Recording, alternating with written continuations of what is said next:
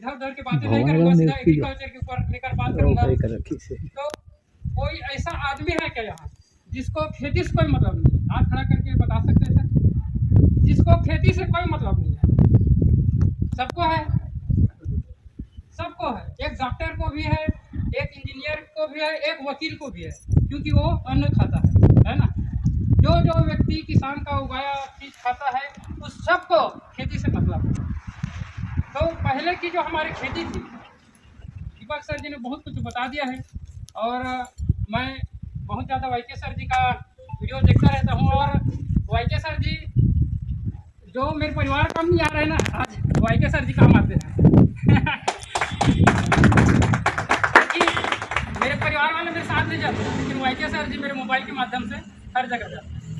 उसका वीडियो दिखाता हूँ, 80% काम उसका वीडियो कर रहता है, 20% काम मैं करता हूँ। तो एग्रीकल्चर के ऊपर बात कर रहे हैं, तो सबको मेरी आवाज़ सुनाई दे रही है? ठीक है सर, नहीं सुनाई दे रही हो तो मैं उधर भी आ सकता हूँ। तो पहले की हमारी खेती थी वो बिल्कुल जैविक थी। दादा परदादा जितने भी लोग खेती करते थे वो जैविक खेती करते थे, और वो जैविक खेती करते थे उससे 15 से 20 बोरा एकड़ में उगाते थे।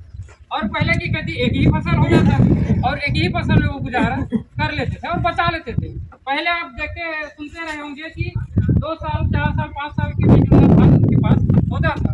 यानी पहले बुजुर्गों का कहना है कि काम करना या उससे बहुत सारे पैसा कमाना उतना जरूरी नहीं है जितना उसको बचाना है। यानी पहले एक ही फसल होता था फिर भी वो बचा लेते थे, आज डबल फसल है फिर भी हम बचा नहीं पा रहे हैं। तो पुराने जमाने के जितने भी बुजुर्गों ने कहा है वो बात 100% सही है कि बचाना बहुत जरूरी है। आज जमीन को भी आज नहीं बचा पा रहे हैं रसायन डाल डाल कर। तो पहले जैविक था, अब रासायनिक खाद आया। तो रासायनिक खाद क्यों लाया गया होगा हमारे देश में? किसान को हम बताते हैं तो खाद ही बंद कर दे, हम भी छिड़कना बंद कर देंगे। ये क्वेश्चन भी आता है, तो इसको लाया क्यों गया होगा हमारे देश में? तो पहले जनसंख्या कम थी और जमीन भी कम, जितना भी जमीन है उतना पहले भी था, लेकिन धीरे धीरे जनसंख्या बढ़ा। लेकिन जमीन तो नहीं बढ़ सकता ना, जनसंख्या बढ़ी और जमीन ज्यों का त्यों रहा। तो हमारे देश में अनाज की कमी पाई गई। तो अनाज की कमी को भरपाई करने के लिए हमारे देश के जो प्रधानमंत्री थे उस जमाने में, तो उन्होंने विदेश के सहारा लिया। आज भी देश विदेश घूमने जाते हैं तो वहाँ का सहारा लिया, तो उन्होंने एक ही चीज़ दिया, रासायनिक। और रासायनिक ऐसे चीज़ को दे दिया जो है नाइट्रोजन, फास्फोरस और पोटेशियम, जिसको हम यूरिया सबसे पहले बना है वो है यूरिया। राखड़ बना, पोटास बना, ये मुख्य खाना है जो धान का है। तो उसको बनाया और जहाँ से लाया उन्होंने एक चीज़ डिक्लेयर कर दिया, इसको आप उपयोग करेंगे तो 1 से 2 साल या 5 साल, उससे ज़्यादा उपयोग होगा तो इसका दुष्परिणाम बहुत ज़्यादा है। उसका जिम्मेदारी मैं नहीं हूँ, लेकिन हमारे देश में अनाज की कमी को भरपाई करना था तो उसको लाया गया। और जब पहला छिड़काव हुआ तो 1 बोरी यूरिया 4 एकड़ में छिड़काव हुआ, और उत्पादन जहाँ 15 से 20 बोरी होता था ना, वही बढ़कर 20 से 40 बोरा हो गया। तो धीरे धीरे किसानों ने इसको अपनाना चालू कर दिया। और आज देखिए, आज तो अनाज की कमी नहीं है, डबल फसल हो रहा है, फिर भी लोग उसको छोड़ नहीं रहे हैं। उसका एक ही वजह है कि कहीं उत्पादन मेरा कम ना हो जाए। तो आज टेक्नोलॉजी इतनी बढ़ चुकी है कि आज जैविक से भी उतना उत्पादन आप ले सकते हैं। तो उसमें देखिए, उसमें मिला क्या होता है उसको भी जानिए।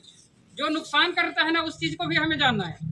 तो उसमें लिखा होता है, स्पष्ट रूप से लिख दिया होता है कि इसमें 46% नाइट्रोजन है। उसमें लिखा होता है कि ये 100% खाद है, नहीं लिखा होता है 46% नाइट्रोजन है। तो 54% क्या है उसमें, वो उसमें नहीं लिखा होता है। 54% कैरियर पाउडर है, एक ऐसा पदार्थ है जो एक जहरीला पदार्थ भी है। आज भी बोलते हैं उसमें जहरीला पदार्थ अब नहीं है, लेकिन आज भी है। किसी भी जानवर को उसका घोल पिला दो, बड़ा से बड़ा जानवर भी उससे मर सकता है। तो आज भी उसमें जहर का मात्रा है, और वही कैरियर प्रोडक्ट हमारे जमीन को नुकसान कर रहा है। वो एक ऐसा धातु है, सीमेंट एक धातु होता है ना, सीमेंट को आप 20 साल भी एक तालाब में डुबो कर रख दोगे ना, 20 साल बाद भी निकालोगे तो पत्थर जैसा जम जाएगा, वो ना तो घुलेगा ना मिट्टी होगा। ठीक उसी तरह हमारे मिट्टी में वो परत बनकर धीरे धीरे जमावट हो रहा है, और उसी का चलते आज बहुत सारे नुकसान आज देखने को मिल रहा है। तो पहला नुकसान है वो हमारे ज़मीन को कठोर कर रहा है। पहले छोटे से छोटे बैल से खेती होता था, आज कोई बैल से खेती करता है क्या? है ना। और खेती करेंगे तो एक बार तो ट्रैक्टर में जोताएंगे, इतना कठोर हो गया। तो पहला नुकसान जमीन कठोर कर रहा है। दूसरा, हमारी जमीन में उर्वरक शक्ति कम हो रही है। पहले के सियान गोबर खाद डालते थे, एक ही बार डालते थे, धान के कटते तक और नहीं डालते थे, है ना। आज क्या होता है, रासायनिक खाद आज डाले हैं, 20 दिन बाद और डालना पड़ेगा, क्योंकि उसमें तो उर्वरक शक्ति है ही नहीं। तो 20 दिन बाद फिर डालेंगे तब वो जाकर हरा भरा होगा। तो दूसरा नुकसान है कि हमारे जमीन की उर्वरक शक्ति कम हो गई, और इसमें जो रासायनिक डाला हुआ है, जो जहरीला पदार्थ है, उससे हमारा तीसरा नुकसान कर रहा है, वो है मित्र कीट को नष्ट कर रहा है। मित्र कीट हमारे जमीन के लिए बहुत लाभदायक है।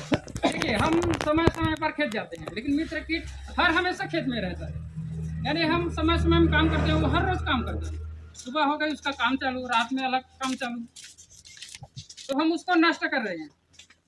दुनिया में 2 प्रकार के सांप होते हैं, एक तो जहरीला वाला और एक बिना जहर का। तो बिना जहर का होता है, वो खेत में देखने को मिलता है ना।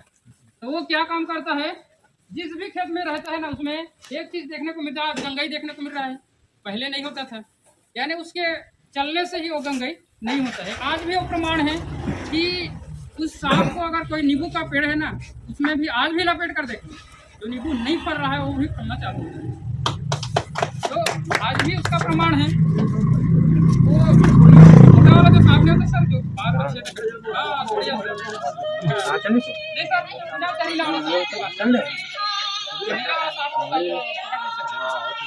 बिना जहरीला वाला सांप है, उन खेत के लिए हमारे फायदेमंद है। पहले कीटनाशक की जरूरत नहीं थी। पहले क्या होता था, बारिश होती थी तो एक बार कीड़ा फसल से नीचे आता था, गिर जाता था, तो मछलियां होती थी और मेढक होती थी, वो खा जाते थे। यानी मित्र कीट हमारा शत्रु कीट को नष्ट कर देता था। लेकिन आज हम रासायनिक डाल के उसको मार दिए हैं, तो आज हमारे शत्रु कीट क्या कर रहा है, नुकसान कर रहा है फसल को। और शत्रु कीट जब नुकसान कर रहा है, तो उसको बचाने के लिए हमें उसको मारना पड़ेगा, फसल बचाने के लिए। तो कीटनाशक का खर्चा आज हमारा बढ़ गया। तो पहले कीटनाशक नहीं डालते थे, किसी भी बुजुर्ग से पूछ लो, कीटनाशक तो जानते ही नहीं थे। आज किसी को पूछोगे, पहले के बुजुर्ग का पूछ लो, क्लोरोपास साइपरमेथ्रिन क्या है, उसको पता ही नहीं क्या है ना। अब उसको बताओ कि 505 है, तो बचाने का 505 है। तो क्लोरोपास साइपरमेथ्रिन एक ऐसे जहरीला पदार्थ है, उसको बनाने वाला भी अपने ऊपर पन्नी लगाकर उसको पैक करवाता है। और पैक हाथों से नहीं होता है, मशीन से होता है। सिर्फ उसको देखता है और बटन से मशीन पैक होता है। लेकिन हमें उसको पकड़ा दिया है, तो हम उसको नापेंगे, तो 50 ml डालना है तो नापेंगे, है ना। स्पेयर भी मारना है तो फिर में ला देंगे, तो वो नुकसान हमें हो रहा है। तो देखिए, उसको जिसको छूना नहीं है, वो अपने शरीर की सुरक्षा कर रहा है, और हमें तो उसको डालना है खेत में, तो हमें क्या नुकसान नहीं पहुंचा रहा होगा, बहुत ज्यादा नुकसान पहुंचा रहा है। हमारे स्वास्थ्य को बहुत ज्यादा नुकसान रासायनिक दे रहे हैं। सर जी ने बताया, पहले शुगर नहीं होता था, सुनने को नहीं मिलता था, आज गांव गांव शुगर देखने को मिल रहा है। बहुत सारी बीमारियां हैं जो हमारी खान पान से हो रही है, तो आज भी उसको सुधारा जा सकता है। उससे फायदा सिर्फ एक ही हुआ है, लेकिन नुकसान बहुत सारा हुआ। लेकिन अगर आज अपनी खेती को बचाना है, तो फिर जैविक की ओर लौटना होगा। अब टेक्नोलॉजी इतनी बढ़ चुकी है कि आप ट्राली गोबर खाद नहीं ले सकते। तो हमारे संस्थापक ने एक नैनो प्रकार की खाद बनाई, जैविक खाद। पहले हम फसल लगाने से पहले खाद डालते थे, गोबर की खाद, तब फसल लगाते थे। आज गोबर खाद डालने की फुर्सत नहीं है व्यक्ति को। एक किसान को उसी के बारे में पूछो तो मुझे स्पेयर मारने की फुर्सत नहीं मिल रही है, या मुझे खाद डालने की फुर्सत नहीं मिल रही है। यानी खेती कर रहे हैं और खेती के लिए फुर्सत नहीं मिल पाता। तो ट्राली गोबर खाद उसको लाने के लिए फुर्सत मिलेगा क्या? नहीं मिलेगा। तो हमारे संस्थापक ने एक उद्देश्य बनाया, जहर मुक्त खेती। सबसे ज्यादा बीमारी हमारी खान पान से हो रही है, तो जहर मुक्त खेती कराएं। जैसे हम धान को भोजन देंगे, वैसे ही वो फल देगा। ठीक है सर। तो ये एक इसमें लिखा है फसल वृद्धि ब्लैक डायमंड। ये जो प्रोडक्ट है बिल्कुल जैविक है, हाथ से भी घोल सकते हैं, चालू कर देना हाथ से घोल कर इसको बना सकते हैं। ये 2 एकड़ के लिए पर्याप्त का प्रोडक्ट है। इसको डालेंगे तो पहले आपका जमीन सुधार करेगा, आपके जमीन में उर्वरक शक्ति बढ़ा देगा। थोड़ा सा भी खाद डालेंगे तो आपका खेत हरा भरा हो जाएगा। बोरी बोरी खाद डालने की जरूरत नहीं है। आपको 25% एक बोरी से अगर 1 एकड़ में डालते होंगे 25% कम कर दीजिए, इसको डालेंगे तो 1 बोरी से ज़्यादा काम करेगा वो। तो ये वो प्रोडक्ट है। दूसरा, ये फसल को ग्रोथ करने का काम करता है। हम फसल ग्रोथ नहीं होता टॉनिक छींटते हैं, झाइन छींटते हैं, जिंक छींटते हैं, सल्फर छींटते हैं, तो उस सब का काम ये प्रोडक्ट करेगा। बहुत सारे इसका फायदा है। दूसरा है, हम फसल को ये नहीं जानते कि वो कितने प्रकार से वो बढ़ता है। जिस तरह के इंसान की 4 अवस्था होती है, बचपना होता है, किशोर अवस्था होती है, जवानी होती है, फिर बुढ़ापा होता है। ठीक उसी तरह फसलों में भी होती है। पहले बचपना होता है, फिर जवानी होती है, किशोर अवस्था होती है, फिर जवानी होती है, फिर बुढ़ापा होता है। इंसान बुढ़ापे के बाद मर जाता है, लेकिन फसल मरता नहीं है, उसको हम काट देते हैं। तो समय समय में कितना भोजन चाहिए? एक बच्चे को उतना ही भोजन दो जितना वो पचा सके। तो किसान हम सब हैं, तो हम कितना भोजन देते हैं, यानी कितना खाद डालते हैं? हम जरूरत से ज़्यादा डाल देते हैं। जब छोटा है पौधा, बहुत छोटा है, तो जरूरत से ज़्यादा हम खाद उसको डाल देते हैं। मान लो जाए एक छोटा बच्चा है 5 साल का, उसको 2 ही रोटी से उसका पेट भर जाता है, उसको हम इतना सारा रोटी डाल दें, अब उसको कहेंगे इसको खाओ, तो खा पाएगा क्या? नहीं खा पाएगा। वो बकासुर का औलाद थोड़ा है जो खा जाएगा, है ना। इतना सारा रोटी डाल दिया उसके पास। उसी तरह हम धान में भी करते हैं कि धान जब छोटा छोटा होता है ना, तो बहुत सारे खाद डाल देते हैं ताकि जल्दी वो समझ जाए। लेकिन उससे क्या होता है, नुकसान होता है। बच्चे अगर जबरदस्ती अगर 2 रोटी खाता है, उसको 10 रोटी खिला दोगे ना, खा तो जाएगा लेकिन पचा नहीं पाएगा। धान भी वैसा होता है, हरा भरा होता है, सर के बढ़ जाता है, लेकिन पचा नहीं पाता, यानी बीमार हो जाता है। तो बीमार हो गया तो फिर किसके पास जाना है? डॉक्टर के पास। तो हम कृषि के अंदर एक डॉक्टर है खेती के लिए, उसके चक्कर मारते हैं। तो हमें समय समय में भोजन देना चाहिए। कितना देना चाहिए? फसल लगाए हैं तो एक पिता की तरह नहीं, एक माँ की तरह उसका देखभाल करना है। माँ को पता होता है कि बच्चे को कितना भोजन चाहिए, लेकिन पिता को होता है क्या? अगर एक बच्चे को पिता को अगर कहे तो इसको देखना दिन भर, तो बच्चा जब भी रोएगा उसके मुंह में दूध का घोटा घुसा देगा, है ना। उससे क्या होगा? चुप हो जाएगा। तो इस तरह का ही होता है। और एक माँ को पता है कि कितना उसको दूध चाहिए, है ना। रोएगा फिर भी वो नहीं देगा, क्योंकि अभी आपको दिया है और दूंगा तो पचा नहीं पाएगा। तो ये 80+ है। आपके खेत में धान जो लगे हुए या कोई भी फसल है, सब्जी का है, तो उसको कितना चाहिए भोजन, वो ये देगा। हमको पता नहीं कि उसको कितना चाहिए, लेकिन इसको पता है कि भोजन उसको कितना चाहिए, ये उतना ही देगा। बचत जो भोजन है वो समय समय पर उसको ये देता रहेगा। ये एक 20 ml, एक स्क्वायर में 20 ml काफी है। कोई व्यक्ति कहता है क्या 20 ml काम करेगा क्या? आप भोजन बनाते हैं, एक कढ़ाई उसमें नमक डाल देते हैं क्या? नहीं डालते। स्वाद अनुसार उसमें नमक डाला जाता है। इसी तरह ये भी प्रोडक्ट है। हम कहेंगे एक स्पून 20 ml काम आएगा क्या? आप छीट कर देखो, 10 दिन में वो बता देगा काम आया कि नहीं आया। मैं खुद डाल रहा हूँ, मैं एक किसान परिवार से हूँ। तो ये प्रोडक्ट है, इसका 8 फायदा है। इसको आप वीडियो के माध्यम से भी देख सकते हैं, यूट्यूब के माध्यम से भी देख सकते हैं। और ये तीसरा एक प्रोडक्ट है, ये है फसल सुरक्षा कवच। इसका नाम भी बहुत ही अच्छा है, फसल सुरक्षा कवच। ये गौमूत्र से निर्मित है, इसमें स्पष्ट लिख दिया है। और ये गांव की दुर्लभ जड़ी बूटी से मिश्रित है। तो इससे क्या होगा, हमारे खेत में जो कीट है, कीट को ये भगाने का काम करता है। हम क्या कर रहे हैं, कीट को नष्ट कर रहे हैं, मार रहे हैं, फिर भी आता है। हमने तो इतना जहरीला खाद डाला है, कीटनाशक डाले, फिर भी आएगा यार, आया कि नहीं आता है। 20 से 30 दिन बाद उसका असर खत्म हो जाता है। तो इसको मैं कहता हूँ ये एक गांधीगिरी की तरह है। गांधी जी ने क्या किया, हमारे देश में बहुत सारे वीर हुए और उन्होंने अंग्रेज को मार मार के खुद ही भी शहीद हो गए। लेकिन अंग्रेज है कि भागने का नाम नहीं ले रही थी। लेकिन गांधी जी ने क्या किया, देश को एकता कर दिया और मजबूत बना दिया।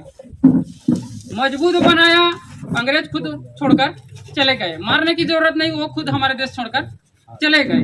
तो ये प्रोडक्ट क्या करता है, हमारी फसल में जब इसको छिड़काव करेंगे तो हमारी फसल को इतना मजबूत कर देगा, धान ग्रोथ करने लगेगा और उसमें इतनी कड़वाहट आ जाएगी कि उसमें जितना भी शत्रु कीट है वो मरेगा नहीं, लेकिन वो खेत छोड़कर चला जाएगा।